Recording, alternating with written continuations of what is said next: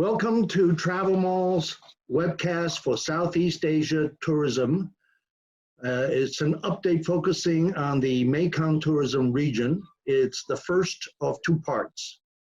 Our panel will be providing you an overview about the Mekong region, the tourism recovery for the region and related health and safety measures, and provide itinerary suggestions for safety-conscious travelers. Then we'll end by answering questions from the global audience and TravelMole editors. Our expert panel today comprised of Mr. Jens Thraenhart. Did I butcher that, Jens? He's the Executive Director of Mekong Tourism Coordinating Office. He's based in Bangkok. They have two primary functions, including coordinating sustainable pro-tourism development in Mekong and to promote the Mekong region as a single travel tourism destination. And then we have from Myanmar, Mr. Bertie Lawson. He is the CEO of Sampan Travel in Myanmar. It's an inbound tour operator based in Yangon, who crafts new experiences when creating intimate handcrafted journeys throughout Myanmar. We have from Laos, Nguyen. Hi, Nguyen. She's the managing director of EXO Travel Laos. It's a 20-year-old inbound tour operator.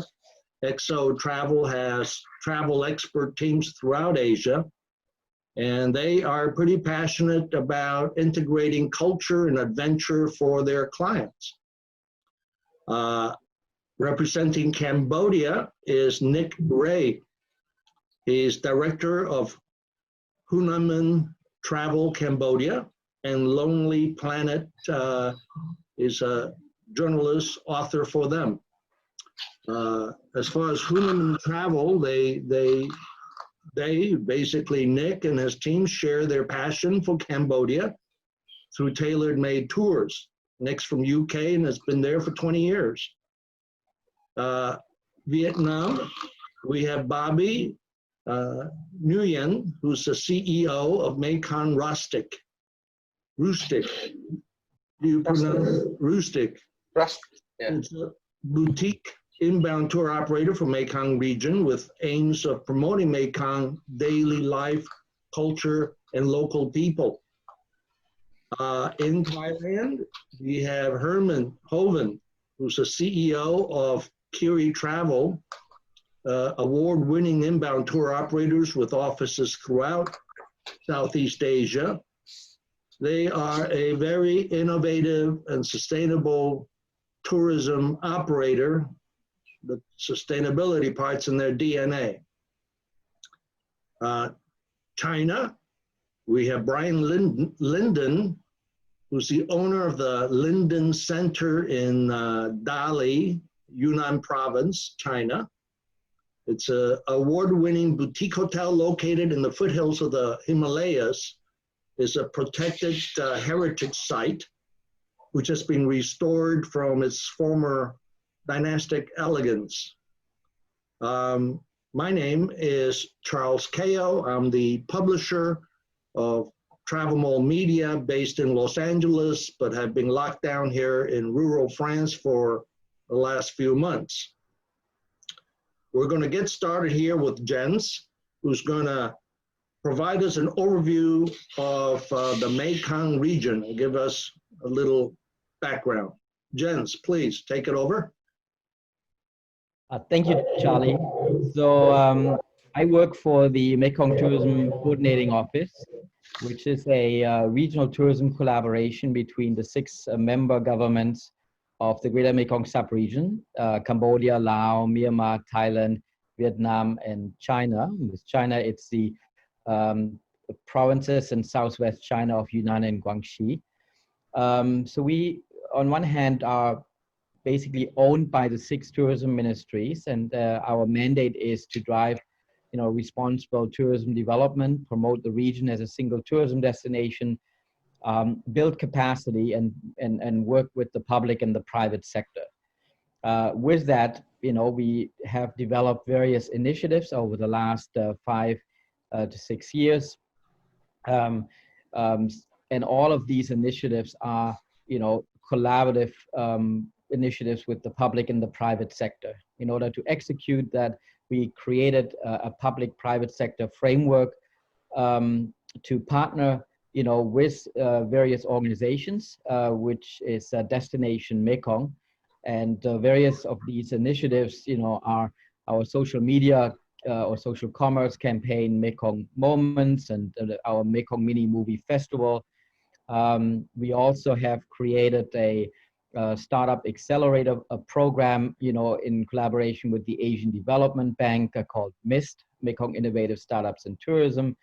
And also we have developed something called the Experience Mekong Collection, which is a curation of responsible small businesses and social enterprises to really, showcase the experiences that one can have in the Mekong region. Now, obviously, during this time of, the COVID-19 pandemic, this initiative of the Experience Mekong Collection is actually quite interesting and quite important, because it enables, on one hand, these businesses to get together. So we build an online community, and later on, hopefully, assist in accelerating tourism recovery. But it also, kind of helps potentially to survive and help these companies in this struggle during this pandemic. So we have set up various initiatives. Some of actually the panelists here on this call today are part of the Experience Mekong Collection, like Brian and Bertie and Bobby as well, Nick as well with some of his products, and also Khiri with Yana Travel. They have a few lodges that are also part of the Experience Mekong Collection. And Duangmala with EXO is also a supporter of this. So this has become quite an interesting and important initiative with that, because we believe that these small businesses that create these authentic experiences are what makes the Mekong region unique. So obviously these businesses are in trouble right now. So we need to see how we can protect these experiences, in order to also protect the authenticity of the region as well. Excellent. Thank you, gents. And I failed to introduce Kun Natakorn with the, that you see in the center there with Mekong Tourism Office. We're going to now go through a couple of questions I have for each of the speakers here, and we'll go country by country, and this is the order I'll go by with the other questions as well. Starting with Myanmar, Bertie, and let's talk about when travelers will be able to visit Southeast Asia, and in your particular case, Myanmar, Burma, and if you could address the Southeast Asia travelers versus UK and Europe versus like USA, North America. Of course, we all heard about Americans being blocked out of EU last few days. So over to you. Charlie, thank you for having me. So just a few days ago, suspension of international flights arriving in Myanmar until the end of this month. Previously, it was the middle of July. Ended this suspension. The issuing of e-visas and tourist visas on arrival is still suspended, as is any land border crossing by internationals. There's no clear sign of when that will come to an end. Even for people arriving or wanting to arrive on business visas, there's still a 28-day quarantine, which, depending on where they're from, can be split up into quarantine at their home country and home domestic residents quarantine upon arrival in Myanmar. Several weeks ago, the Ministry of Hotels and Tourism released their relief plan for the tourism industry.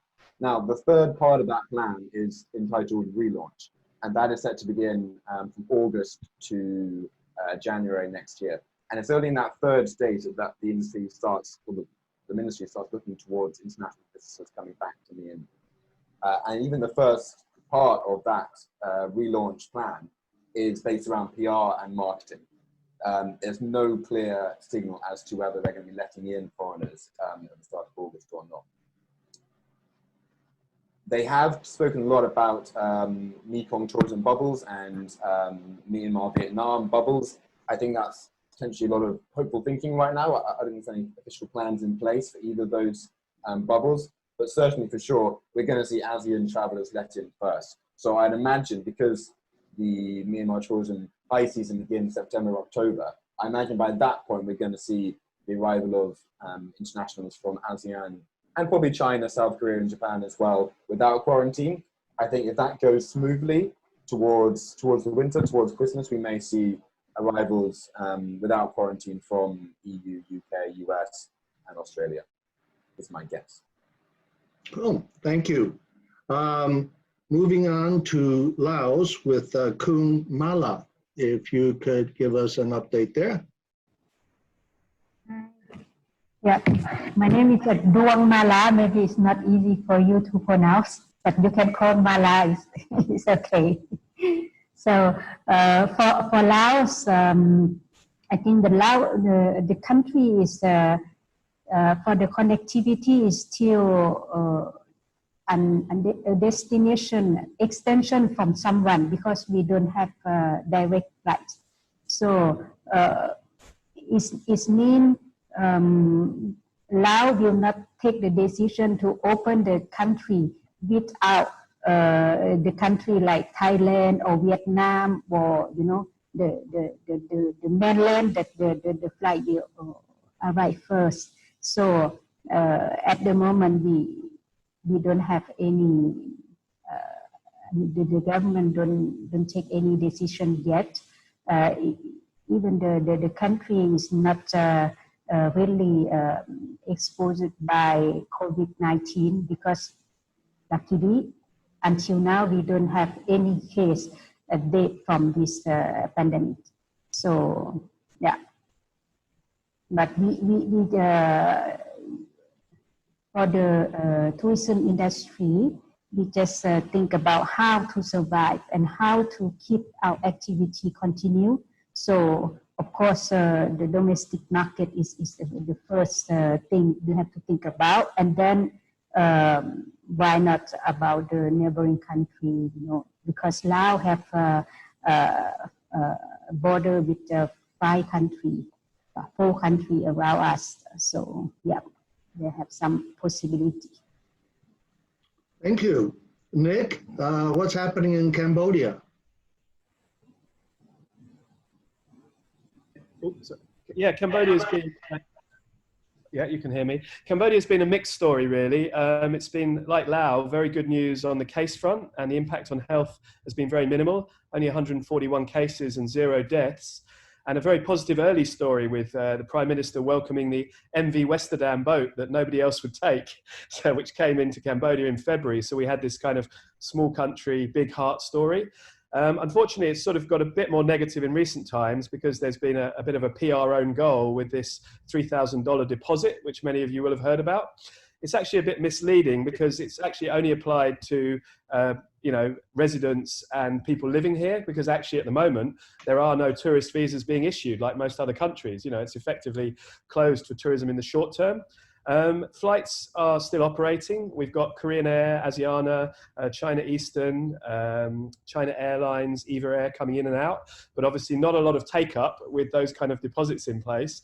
I suppose we see a little bit like Laos, we're somewhat dependent on bigger neighbors. So while we have direct connections to Qatar, UAE, Japan, and so on in normal times, at the moment we're very restricted.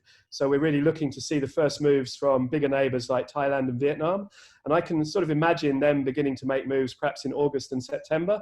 And I think once one of the bigger players makes a move, I can see all the other ones following. So there'll be a kind of, as we've discussed, a kind of Indochina bubble of Vietnam, Laos, Cambodia, extended out to Thailand or connected to Thailand, and gradually opening up to all of ASEAN. So I'd hope that we'd be able to welcome some Western tourists by maybe November, December, if they're brave enough to book. Okay. Bobby, Vietnam, what's the update there? So in Vietnam, so we have no disease for over 70 days, and now we just focus on the domestic tourism, and so many people, local people to fly around in Vietnam, but international flights, and so we so now the government decided not to fly to international at least the end of August. Yeah, they have the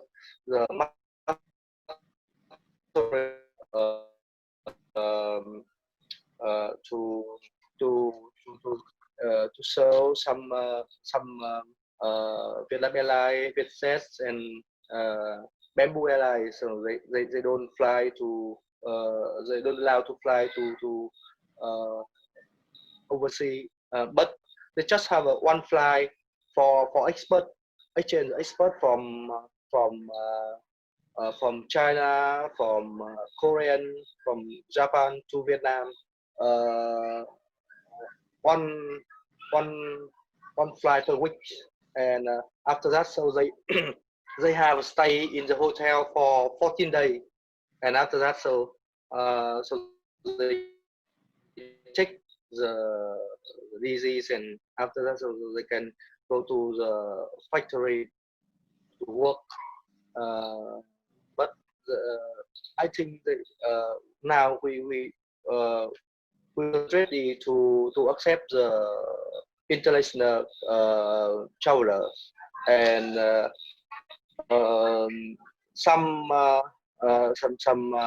some research from the local people, and so 72% the local people, the Vietnamese people, they don't ready to accept the they don't want to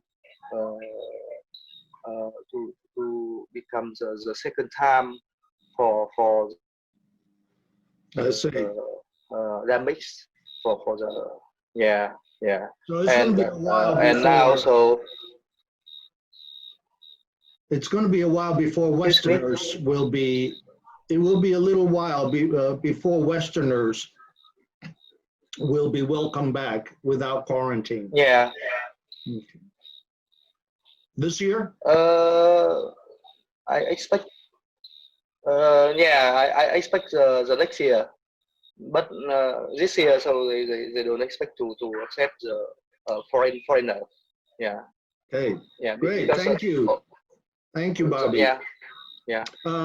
Moving on to Thailand, Herman, update there, please. Thank you, Charlie.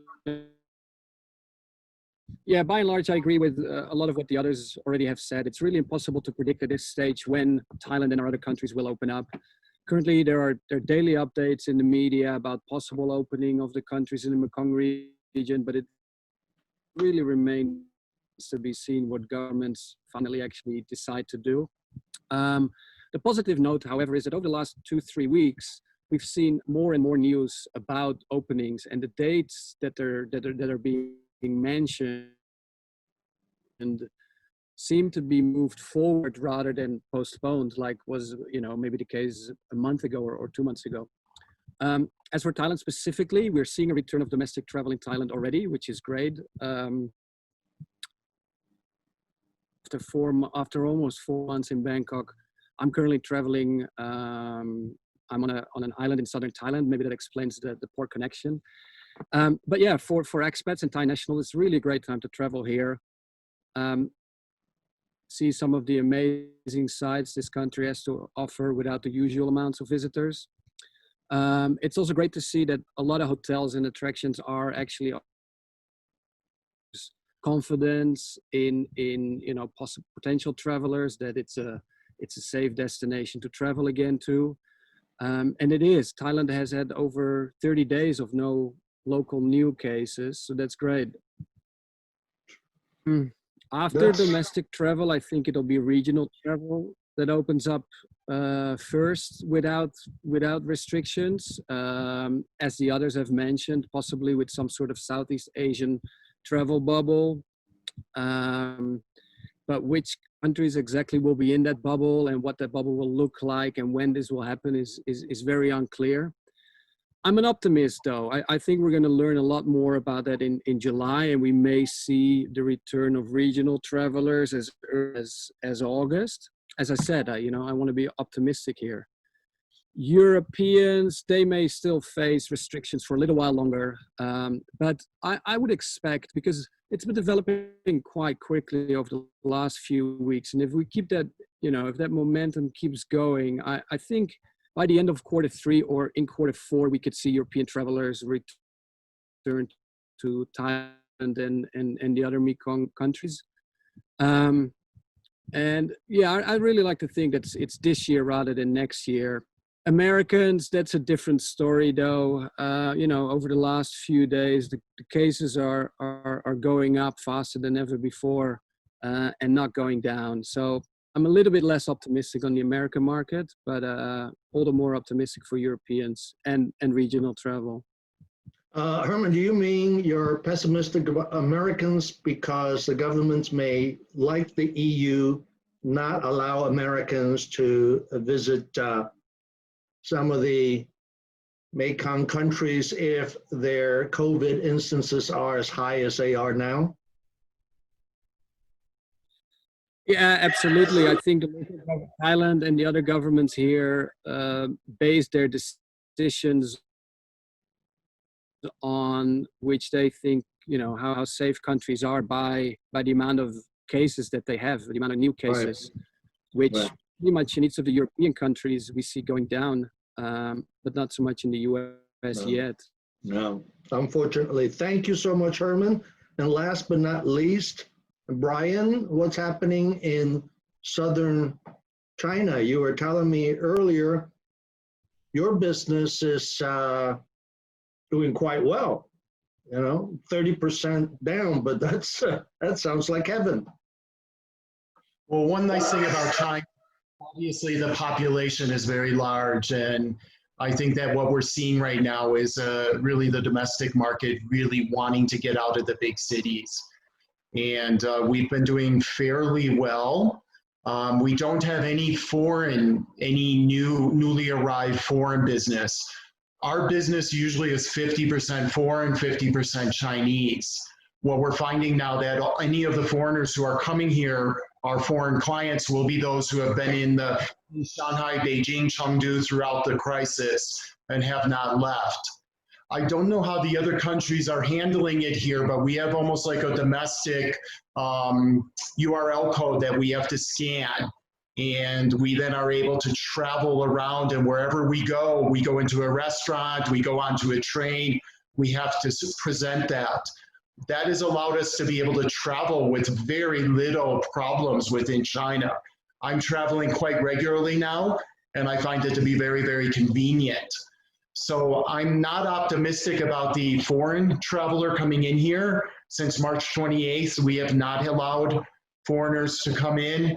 They have to do a 2-week, if they were to come in, they have to spend 2 weeks in quarantine. Our number of international flights per day here to China, to all of China, it's roughly around 20 a day right now. And that is really, really obviously very small for a country this size. So I agree with almost all my colleagues here. The domestic market is starting to pick up, and I'm not very optimistic that China is going to open up that quickly, especially to North America in the coming months. Thank you. Thank you. Now, I'm going to go on to the next subject, which is about safety and health issues. Most of our audience in the travel trade have been reading about the measures that hotels and airlines are following, and what the World Health Organization or WTTC and these other organizations have been recommending. So I think they're pretty much have a good idea what that is, and all the major hotels in your countries are doing the same as what your governments are adopting. But I'm very curious, I think we don't hear too much about what are the health and safety measures, distancing measures for attractions, shops where people will be shopping, restaurants and such, local restaurants, food stalls and such. In the same order, we're going to start with Bertie for Myanmar, please. Myanmar's done quite well in keeping number of confirmed cases quite low, and as the country opens up, I think they're quite keen to keep that number as low as possible, of course. The Ministry of Hotels and Tourism, alongside the Ministry of Health, have sent out quite expansive guidelines and regulations to all shops, restaurants, bars, cafes that want to reopen, and they need to abide by those before they reopen. So we're seeing a lot of the things you'd expect. So, you know, staff are their temperature check before going to work. If they're ill, they're asked to stay at home. All customers are temperature checked upon arrival. Masks. The staff inside the premises have masks and face shields, and you're seeing those perspex screens between tables and on individual tables themselves. So you're seeing a lot of that kind of stuff. And in fact, outside most restaurants, shops, and even offices, you are required to have a wash basin with a foot pedal, and potentially even sign your name in and your phone number before going in, so that you're traceable if an outbreak was to happen. So there's a lot of that going on. I know that shops have a maximum number of people they're allowed to let in at one time, depending on their size. As for attractions, they're pretty much all still closed. Museums, even pagodas and in temples, they're all closed currently. I imagine because domestic tourism is already opening up, pagodas are going to be the first to open again. But there's some quite hefty guidelines for them to keep to as well. So, for example, in museums, audio tours are basically forbidden. So people aren't handling those contraptions. You might even be asked to wear disposable socks and slippers provided by the museum. Even groups may not be allowed to congregate around a guide to hear a description. So I think for those operating group tours around attractions, there's going to be some need for a creative solution to get around, or to abide by these regulations safely without taking away from the experience. I know that obviously, like in other parts of Southeast Asia, going to a market is very popular for a lot of tourists. In Kalor, in Shan State, just before lockdown, they already set out their market, so they had sort of 6 feet between each stall, so they're already sort of abiding by these regulations that were to come into effect later on. So a lot and hopefully it will allow these businesses to operate while keeping confirmed cases to a bare minimum. Great, thank you, Bertie. Kumala, in Laos, please tell us. I have to say that of course, in the market, supermarket, or the thing like this, we keep the procedure very strict. We should have masks, and then the hand gel and all the thing. But at the same time, I think in the daily basic of the local people, they just don't put anything, because we don't have new case more than 60 days, and then as I said at the beginning, Laos don't have any data from COVID-19, so the population just feel like we are safe. We don't need to protect too much. So, but in many places, yes, of course, by regulation, and then they have to put on the necessary thing available. If not, the shop can't open. 2 weeks ago, I traveled to Luang Prabang, And then some hotels start to reopen for domestic market because here is school holiday now. And then as Luang Prabang is the tourist town, so without tourism is no activity, no nothing. So for the company, for the the people working in tourism industry is really tough, that we don't have anything. So we just decide to reopen for domestic market and try to keep the activity, create the employment for the local people. But at the same time, we have to be strict, make sure that it is safe. And even the local traveler, they ask when they check in at the hotel, they ask if the hotel have any restriction, and then the distancing on the for the restaurant and this kind of thing. Yeah, but finally, if we compare to other countries, I just found we are really easy with that. We are not really strict, but at the same time can understand, because the people, they feel that it's tough for them too long, and now they just need to relieve and make their life more easy. So yeah. Okay, thank you, Kumala. Nick, Cambodia, and while I'm thinking of Cambodia, I'm thinking Angkor Wat. Oh my God, the crowds in a normal pre-COVID day. Go on, please. Yeah, that's a very good point. I mean, obviously, Angkor Wat does get very busy in a normal year, but as I'll show you a little bit later in the webinar, a video from Angkor recently, it's very different at the moment. It's probably one of the best places on earth for social distancing right now. Although, of course, that's a very negative story for the tourism community, the guides, the drivers, and everyone else. I was just going to mention, obviously, back in January, end of January, beginning of February, I met Jens and some others in Bangkok for the Destination Film Forum, which was held there, the second one. And that was very interesting, because traveling out of Phnom Penh into Bangkok and back again, that even though that was very early in the outbreak in the region, or certainly globally, it was only just sort of spreading in Asia, but countries were very vigilant. Like Phnom Penh Airport, they had masks, they had sanitizer, same in Bangkok. So they were much faster to move than comparatively in Europe. I went back to Europe in early March because I was meant to be going for the ITB, which got cancelled. So I still went to the UK in and out. Heathrow, you thought nothing was happening. No signs, no checks, no masks, no temperatures, nothing whatsoever. So Asia, because of perhaps SARS, bird flu and other incidents in the past, I think was much more ready for this, much more prepared, and reacted much better. I mean, the other thing that's interesting, rather than repeat, obviously, the measures that we all have in place, like sanitizer, temperature checks, and so on, Cambodia is a slightly different story, of course. We never had a lockdown. That's a really big story that perhaps wasn't noticed. Cambodia did not have a lockdown. We had cinemas, karaoke, and bars closed, but restaurants stayed open, shops stayed open. We were allowed to travel freely, but for 6 days around Khmer New Year when they stopped interprovincial travel.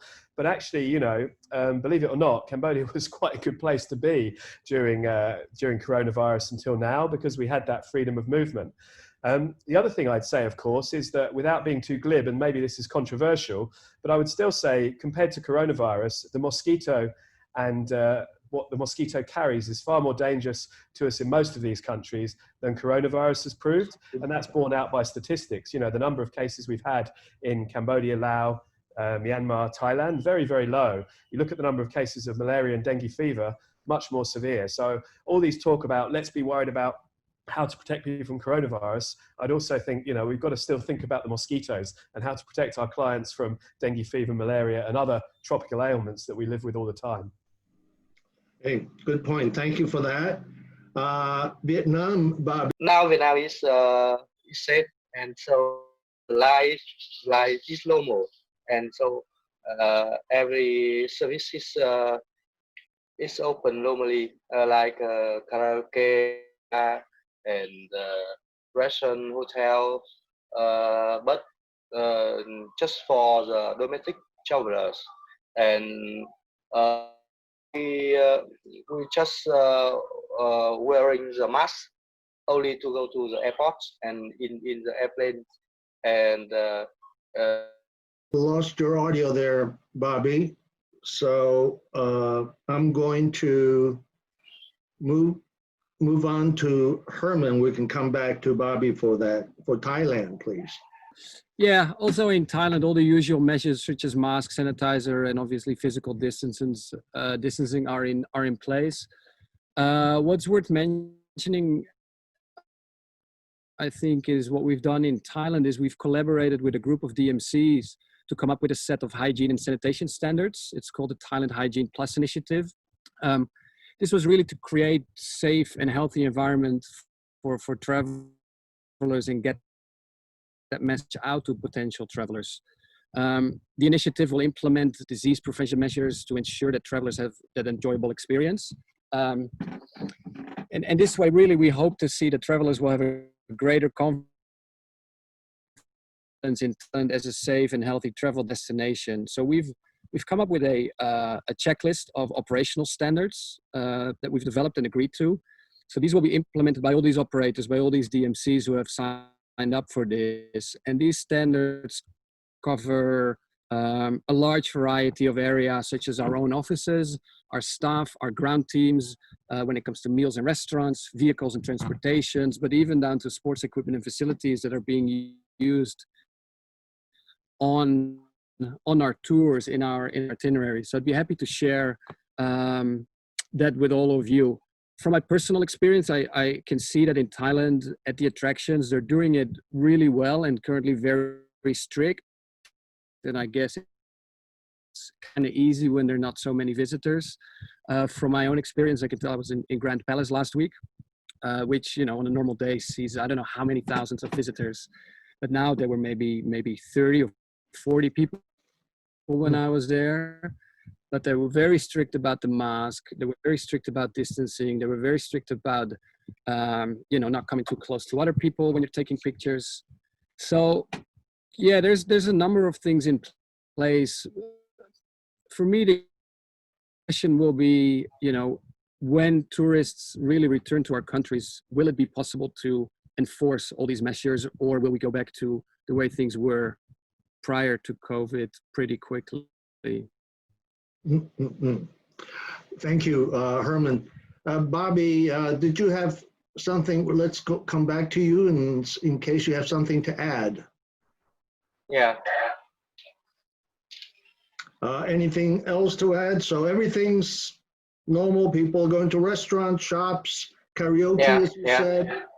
Let's go to Brian and talk about China, please. I guess similar to everyone else, we're experiencing the same thing. I guess China has digitalized some of these things. Most of us are now carrying our QR code on our phones. So whenever we go into any public space, we can scan something. Even to go into our village here, you scan this and you get a permission to enter. When entering our hotels, people have to scan. We also give them a temperature test, and we also ask them to sign in. All our food right now, we no longer offer any type of buffet servings. Everything is made fresh. Most people, even though we've had no cases in the region, everybody is still using, enforcing the mask, kind of the masks, even at the museums in Kunming, where I was last week with the government. Even if you don't have the mask all the way up, they are still enforcing and saying, please pull the mask up and everything. So they're still being very, very vigilant. We feel quite safe here with these measures. So I know that it's still not open to foreigners, but domestically, I think most domestic travelers are very, very happy with these measures. Thank you. Jens, would you like to add something here? Yes, thank you, Charlie. I think there's obviously a lot of great work being done by the governments in the 6 member countries. China, seems to be very, sophisticated, in its approach. Also, Thailand has done something with the ministry and the Tourism Authority of Thailand called SHA, which is a health certification. But, from a regional perspective, and especially when travel opens up again, especially on the international front, I think what's most important is trust and confidence, So if I'm a traveler, let's say from Europe, and I'm looking to visit Thailand, Cambodia, Laos, maybe 2 or 3 countries, and every policy, every health measurement is different, that doesn't drive trust and confidence. So as our mandate is to promote the region as a single tourism destination, we also need to make sure that there is consistency. And this is something that's obviously missing, and that's naturally right now as it's, kind of coming out of this first wave of lockdown. But I think later on, I think it'll be important, that there is consistency. So Charlie, you mentioned before the WTTC and the UNWTO. We work obviously very closely with them, and I'm, second vice chair of the UNWTO affiliate members. But we just recently, actually 2 weeks ago, we had our Mekong Tourism board meeting and working group meeting with the senior officials of the 6 governments. So the 6 tourism ministries. And we invited actually the World Travel Tourism Council, WTTC, to give actually a presentation because, as you know, we've established this Mekong Tourism Advisory Group, which actually, all the delegates are members of. And one question that always came out is will there be a Mekong stamp or a Mekong label? And obviously this is nothing that we really want to do. But on the other hand, we want to kind of look at what are all the countries are doing in their individual basis, and then maybe have an endorsement by WTTC, to create this consistency, So actually this presentation by WTTC to the 6 governments was very successful. WTTC is offering their assistance, on the first way to help some of the governments to create, these measurements and potentially a domestic stamp. Also leveraging the expertise that WTTC has from all the various countries globally. They have some very interesting measures, when you look at Iceland, for example, or Uzbekistan or other ones, to see what are the best practices can be established in the countries. And then maybe, kind of through WTTC, create a quasi Mekong label, but that is more endorsed by consistency throughout WTTC standards. So I think that's very important to kind of create that trust and confidence, so people from outside the region feel like, okay, when I travel, I am safe, but I also know what is being done and it's being enforced. I get the feeling in hearing all of you is that, okay, domestic travel, your countries have low occurrences of COVID-19 infection, and it's have it under control, accepting highly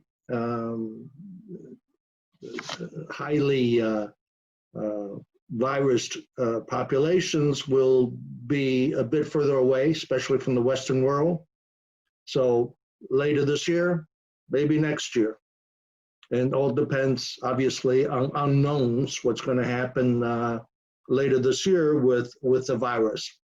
So very good. And that means that the governments will kind of have to play it by ear. When you start opening up for Westerners, we'll be hearing more from you about health and safety measures, which will also include experiences from other countries at that point. I'd like to move on to last topic before we get to the questions from the audience, and really relates to what kind of places and itineraries might a tourist consider as new possibilities those tourists who are concerned about health and safety, because the traditional touring itineraries in any of the countries or through the multiple countries are usually through urban areas, right? Bangkok, Chiang Mai, Siem Reap, and so on and so forth. And or they go to resorts, or they go to resorts, pretty crammed resorts. So I'd like for you to give me your thoughts and suggestions for travel agents or travelers listening, or what are some alternatives they can consider, and knowing that many of you, all of you really, are involved in culture, adventure, heritage type tourism. So I'm sure you're going to have a lot of great suggestions. Let's start with Bertie, Myanmar, please. Yeah. So traditionally, Myanmar tourism has been defined by what is called the Big Four plus Napoli. So that's Yangon, Mandalay, Bagan, Inle Lake. I think for domestic travel at the first, people are going to try and go to the quietest places possible, right, to avoid the crowds. Looking towards international tourist arrivals in the future, I think one silver lining possibly for Myanmar is that it already receives a fraction of the amount of tourists that, say, Vietnam, Cambodia, or Thailand receives. So I think what a lot of people in the Myanmar industry are hoping is that this country is going to be seen as a more attractive place to visit because the beaches here are already quieter. Bagan is already a lot quieter than some of the big sites in the neighboring countries. So I think that is hoped to be a big selling point as international tourists look to travel to Southeast Asia but still want to avoid those crowds. There has been a big push towards community-based tourism by the Myanmar government over the last 5 years. A bit of an overkill, some might say. I think that's going to quieten down a lot, partly because of the fears of the tourists, of how hygienic that could be, but also the fears of the host community and whether they're going to be willing to accept tourists back into their monasteries and their homes to stay overnight. What I am quite excited by is that certain regions of the country which are off limits for foreign travellers might now receive the attention and the investment that they haven't before in the absence of foreign travellers. So, for example, in the far north of Myanmar, Kachin State, there's these amazing snow-capped mountains where international travellers can't reach, but local travellers can. So I've heard whispers of things like white water rafting and bungee jumping and zip lines, which we've got a bold move for Myanmar. But if it means that these destinations have been slightly uncared for a while, do receive a bit more attention. Hopefully by the time that international travellers return, there'll be a more diverse array of products to experience, thanks to the domestic market pushing things forward. Hey, that's great. Boy, I'm can't wait to hear the other suggestions because there are so many great opportunities here. Kumala, what are the? I'm thinking of friends who tell me about their bicycling adventures in your country, in Laos. So, but tell us what ideas and suggestions you have for our listeners. For Laos, I think that the destination is as always, even before COVID-19, the destination is more focused on ecotourism, culture, nature. So that is so in terms of itinerary, will not much change. But I think with the new normal, the services and then the product will be more keep attention on safe travel. So as the DMC, we work with our supplier how to offer the services is more with the safety. Like for example, for the car, we have to make sure that in our car we have hand gel our tour guide or driver put the mask and then test the temperature. All these new habits we have to work on. And I think the itinerary at the moment, Luang Prabang is a World Heritage City, is very popular even among the Lao population. And also the cruise on the Mekong River, because we have many products on the Mekong River now. We have a boat cruise, we have lodge, resort, and then the local people can visit or can use them, because the price is now lower to minus 70%, 50%, you know, because on this hotel and resort, they want to keep the staff continue to work, create the employment, so they make the very attractive price to offer to the local market. And we think also in the future, even after this the country open, we should keep this good cooperation, that we work together to create the package for the clean season, because now we used to have a high season and low season. For high season, it means October to February, and then, you know, the occupancy is yes, over 80%, but low season is very low, 20-30%. So we need to keep to raise up the low season to average, and then keep everyone can do some benefit for the whole year's work. Good point. Good point. Thank you for that. Cambodia, Nick, what thoughts and suggestions? Yeah, Charlie, thank you. I think in Cambodia, the challenge companies have faced over the years is always to push people to travel beyond Angkor and beyond Phnom Penh and explore more, because there's so much to offer. Basically for us, pushing places like Mondul Khiri with Elephant Valley Project and the Jahu Gibbon Camp, the Mekong River for the dolphins and the flooded forest there, Cardamom Tented Camp, Shintamani Wild, Four Rivers in the Cardamom Mountains, up-and-coming ecotourism destinations, remote temples of Prayer Vihir, like Angkor, but in more stunning locations, Prayer Khan, Kokher, Prayer Vihir, and also, of course, the south coast, up-and-coming islands like Korong, Korong Samlom, Kampot and Kep. But actually, I'm going to flip it on its head, just because I think for the recovery in Cambodia, the key is actually Angkor, right back to where it all began. Because right now, for the first movers that want to get in there, Angkor is going to be an amazing experience. So those who come to Cambodia first and get in early in October, November, December, before the end of the year, they're going to have Angkor like it was back in the 1990s. And if you don't mind and bear with me, I'll share a very short recovery 1-minute video we made on Angkor without the crowd, so you can see what it's like. And believe me, it's amazing. So I'll just share the screen. Angkor Wat, the world's largest religious building, now lies abandoned once more, as coronavirus first grounded the travel industry and has now put the global economy on life support.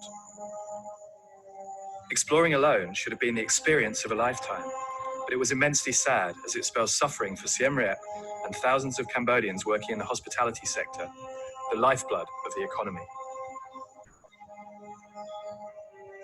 I first explored Angkor Wat back in 1995 during the long civil war. Pol Pot was alive, the Khmer Rouge was still fighting the government, and there were landmines around remote temples. And yet there were more visitors than today. Now is the time for social distancing. Now is the time to stay home and save lives.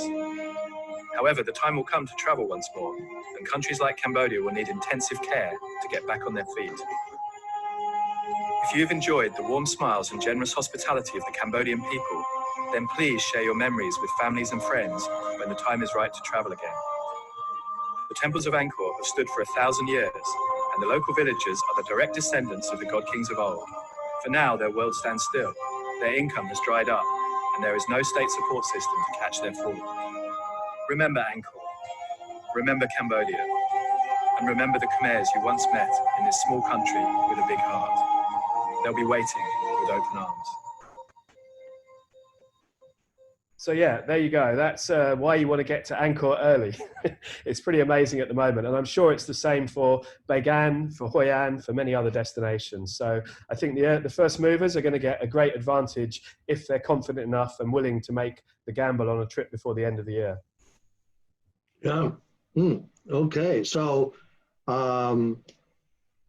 Angkor and basically the other regions that the Cambodian government has been trying to get people to spread out to, including your big lakes. Yeah, okay.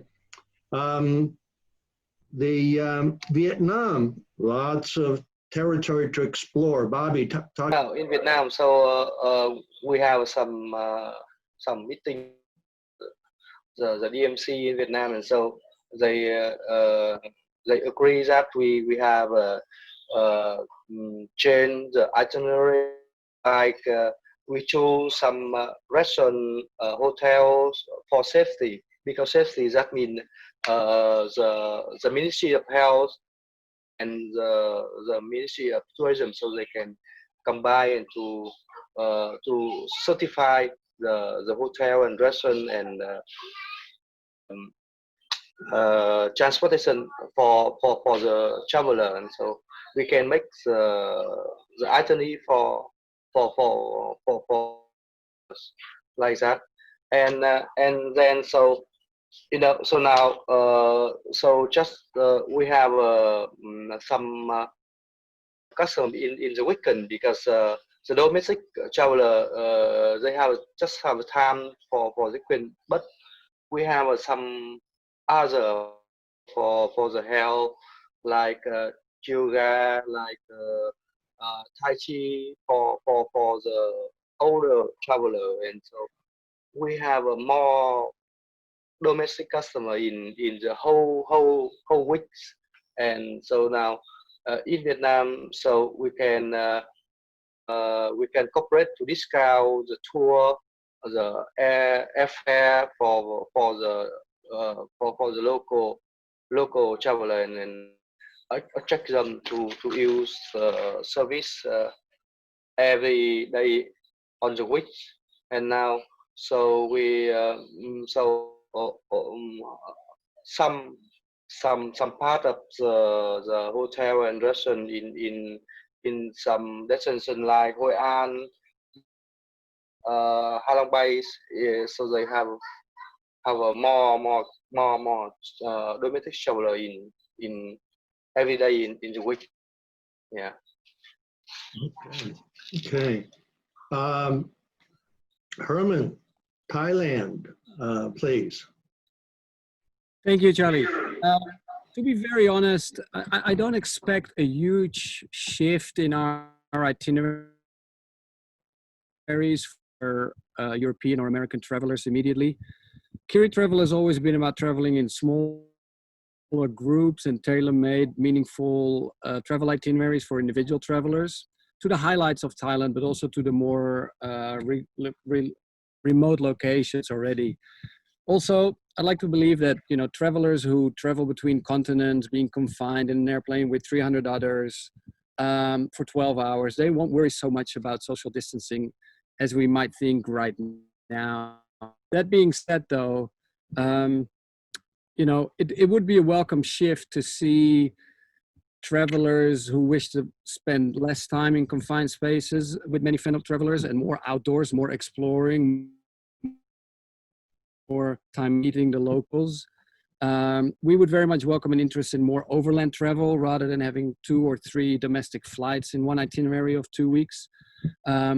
You know, we may see a shift in a slower pace of travel with more interest in gaining in that knowledge of a certain destination rather than including a lot of destinations in 1-2 week itinerary. I believe once international travel returns, there's a great opportunity for some of the lesser known destinations and attractions. Because yeah, people may be less willing to queue up for hours for that one Instagram perfect photo of that one famous temple, and maybe instead choose to visit lesser known places. And again, we would, you know, we would applaud it. We would very much welcome that. As we've always try to promote a better dispersion of visitors, and absolutely will continue to do so. You know, and bringing this back to Mekong and our neighboring countries, we love combining Thailand with Myanmar, obviously, with Laos, northern Thailand, Isan, combination with Laos overland, but also with Cambodia towards Cardamom Mountains, which Nick earlier mentioned. Yeah, that's it. Yeah, I get you. You guys been offering all these exceptional, I mean, all of you, exceptional alternative itineraries other than the norm. So you have them in place. China, Yunnan is certainly very famed for its beauty. What suggestions, Brian, you have for visitors? Well, I think that it's also its ethnic diversity just is such an ideal destination. The weather, they call this province the province of eternal spring. The weather is perfect year-round for many of these areas. We have been meeting with the provincial government here in Kunming, and their idea is now with the investment in infrastructure, which is taking the high-speed rails, the expansion of these highways into these areas. We are now going to be helping them to create trails, hiking trails, long distance hiking trails, 300-kilometer hiking trails similar to the Appalachian Trail in America that will allow us both to take people into smaller areas, but also to bring in economic benefits to some of these villages that are often not able, you aren't able to access them via road. So China just offers so much diversity. And many of us do not make the effort to come here for many reasons. I think challenging language issues in the past, but Yunnan just offers so much to see, so much adventure. And I think that this place is a paradise for, I've traveled to 110 countries. I've decided to live in Yunnan. And this is, I mean, it's because this place is like paradise. So I think that more people will start to find that out as they come to this area. Right. I'm going to now select some questions we've received here. Feel free to jump in if you have some comments related to this. We have one from one of your colleagues, really, from Cambodia, Alicia, Wildlife Alliance. What are the best methods for advertising to a more domestic market in Southeast Asia? We are estimating that those borders will open up to Cambodia sooner than the wider Europe and US. Anybody wants to take that? Maybe I'll start on a regional basis. I think, you know, marketing obviously is an interesting subject, you know, especially in these times. We have our Mekong Tourism Advisory Group calls, and question always comes, you know, how do I communicate now during these times? And as we've heard, you know, from all the delegates on this call, that, you know, there's so many amazing experiences to be had, and I've been to all the countries, and I think the question is, how do we keep these experiences top of mind and the destination top of mind? So what we're actually doing in July, we're actually launching a very innovative campaign. It's two platforms connected together. One is Mekong Memories. And, you know, all of you that know that have traveled in the region probably have a lot of photos on your phones. And now reminiscing about these experiences that people had, you know, when they traveled around Southeast Asia and especially the Mekong region. So we're looking now to launch a campaign where we encourage people to share these past experiences, you know, put them on their own social media, tag them with Mekong Memories and maybe the business that they were at and the destination. We aggregate them back in, and then working with travel companies and very collaborative and inclusive, anybody in the region will be able to participate. And then we give out prizes. So what we're looking to do with that is actually we build a content cloud of these past experiences from real travelers to inspire people to travel tomorrow. So we integrate that with, you know, UNWTO on one hand, and we have a few launch partners. Khiri is one of them. Hanuman Travel is another one. We work with Memories Group out of Myanmar, which operates, you know, balloons over Bagan and other experiences. Angkor and Minor Hotels are another two launch partners. And then we bring in all our Experience Mekong collection, with all the delegates on this call are part of as well. And then we're going to make it open, you know, to kind of really aggregate all these things. So a travel company, you know, would go to their past guests and then basically ask them to share these experiences and then to win prizes. We also look to actually partner with travel agents, you know, your audience, Charlie. So many of them send people to this region, maybe from the UK, maybe from Germany, maybe from, you know, other countries, to say, hey, you know, yes, we can actually do a campaign as well and go to our past clients, you know. So I think that also will be very interesting. The second platform is called Mekong Deals. So Mekong Deals, what we're doing is we actually allow all travel companies in the region to feature their offers, you know. So these could be deals that they sell now in voucher format, non-refundable, you know, and that people can buy for future travel, you know. So many of businesses doing that right now, and this is designed to get money into the pockets of businesses, especially small businesses right now, you know, but any business as well, you know, because everyone is suffering. Now, what we do is we connect these two platforms. So if, let's say, I'll just pick maybe Nick. So if Nick goes out to his past guests and say, yes, okay, you know, you've traveled with us in Hanuman Travel, or, you know, and with Brian, you stayed at Linden Center in Shizhou in Yunnan. Why don't you share your experiences, tag it with hashtag Mekong Memories and Linden Center, and then we aggregate that. And then on the other hand, you know, Brian may have a deal, you know, where he says, hey, you know what, you know, you can buy this voucher and you can stay, let's say, for 50% off, or it might be a package that is a value add, because, you know, we always want to be careful of just price discounting. But then someone, you know, sees this experience, is inspired, and then actually can buy this voucher, you know, and that's obviously very powerful. And that gets money right into, let's say, Linden Center's pocket to pay, you know, for their activities and pay staff and so on. So that's just one example. But what's unique about this is it's inclusive and it's collaborative. So not only the big companies can join, but even a walking tour guide can be part of this campaign as well. You know, so this is something that we're launching and we believe will be very powerful, because in one hand it inspires people and keeps our experiences top of mind, and then on the other hand it gets money into the pockets of businesses that need it right now in these difficult times. Excellent, excellent.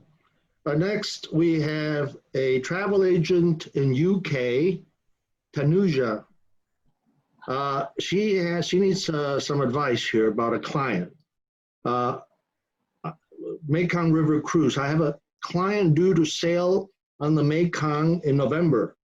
The balance payment is due, and then the cruise element is non-refundable. Is it likely to take place, as we need to make a decision and need to avoid client losing any money? Anybody? I don't know about that, but for me, I think that any postponed booking should be, you know, we give for our case, for example, to travel, we give the credit note, and we propose to our client to postpone to when the country is open, or whenever the client is can travel. So it should not be something like they will never get back. I think that is will become the bad marketing for us. I mean that give the credit note to the client is not cost anything. Exactly. And because the condition is not like, as the normal. Yeah. That is my opinion. Yeah. Well, I think my opinion is November is a bit far ahead in these days, and to have a non-refundable on July 1st is out of line. Drop it. We have Kunriki in Thailand asking, have all hotels been paid for bookings prior to COVID? At least here in China, we have been paid for everything pre-COVID. So we have been paid up. As soon as COVID hit and we started to have cancellations around Chinese New Year, we immediately gave back full refunds to those who were expecting to come after we closed on January 26th, I think. So we have been paid for everything pre-January 26th already. I mean, the reality in this world is outbound tour operators had to refund money, right? And so they're without cash. And some people that might end up not getting paid of their suppliers would include hotels and their ground handlers, sorry to say, but that's been the case since the beginning of travel and tourism. You know, it's life. We have USA, Peter Simmons. Given the importance, I certainly hope that happens. The Myanmar Tourism Marketing Association does a great job, but they have very limited funds compared to some of their larger neighbours, and they could do a lot more, and always need to do more really with a larger budget. I haven't heard of that happening. I know that there's been a task force set up to help this new PR campaign kicking off next month. I don't know how much extra funding that includes. There has been some support for small tourism businesses over the last couple of months, and sort of license fees and so forth have been postponed. I haven't heard about any extra funds going towards tourism marketing in particular. tourism marketing. Well, I've heard Thailand government very recently coming up with schemes to boost domestic tourism, and basically subsidizing or incentivizing domestic travelers to travel. Somebody can fill our audience in on that, how exactly that works. Is it working? I can maybe mention, and maybe Herman has something to add. So I think as it relates to Thailand, and this also includes Vietnam as well. So I mean, the focus right now is on domestic tourism, and there's some subsidies as well to really boost domestic tourism as well. And so that's happening right now, and that's where the focus is. As it relates to Thailand, I do know that there are plans of marketing internationally once travel opens up again, and these initiatives that are led by the Tourism Authority of Thailand are then focused on partnering with traditional travel partners, if it's overseas tour operators, travel agents, OTAs. We've heard that obviously Trip.com and also other OTAs have various schemes that they're looking to roll out, to kind of boost international travel as well. So I think at this point, the focus is domestic, but there are plans that for international travel once that is possible. Yeah, at the end of the day, tourism is so important to foreign reserves, to jobs, the economy, that it'd be a no-brainer. The government will help marketing the destinations when it's open to outside markets, especially Western markets. Our UK editor, Lindsay McNeil, asks, have there been any positives to come out of the lockdown? Yeah, I mean, one of the positives is that we see now, wildlife and nature kind of returning. There's obviously a reduction in carbon emissions and all of that. it also is a little bit, people say that it's an opportunity to reset tourism.